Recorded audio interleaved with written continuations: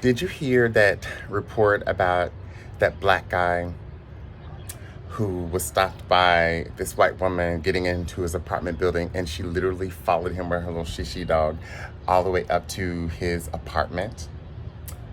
You probably heard about those two guys in Starbucks who were waiting, sitting at the table waiting in Starbucks. Go figure. Arrested. Starbucks closed down. And you probably heard about that babysitter, that black guy who was babysitting two white kids. This woman followed him, called 911. 911 said, no, you shouldn't follow him. She said, should I follow him? Yeah. And what I want you to hear from this is, one, what would you do? Because there was one of those NBC shows, those reality shows where they stage actors into a situation and ask you, what would you do? So a year after this incident, they did that, and they saw how different people intervened, and the actors made it very dramatic what was going on.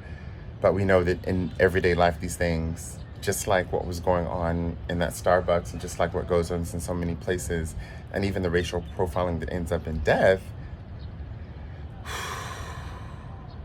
we know that it's not so dramatic. The slights.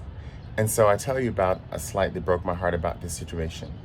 On one of the reports about the black babysitter, I think it was from the local news at that place where it happened, the reporter himself on the scene said, yeah, this happened to me. And then he reported the story. And then back in the studio, one of the reporters said, yeah, that did happen to you. Tell us what happened. And so the guy on the scene, a black man, said, yes, I have a white daughter.